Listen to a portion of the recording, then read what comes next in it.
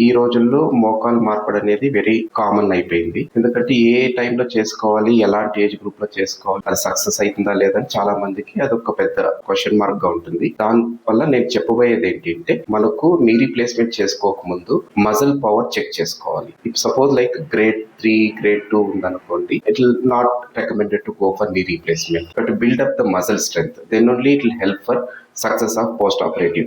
చాలా మంది ఏమనుకుంటున్నారు, నాకు అరిగిపోయింది, నేను వెళ్ళి చేసేసుకోవాలి.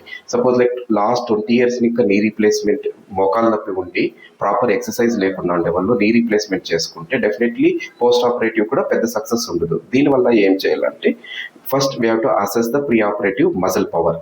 ఎలా ఉందంటే మినిమం 4+ ఉండాలి, టోటల్గా 5+ అనేది మజిల్ పవర్.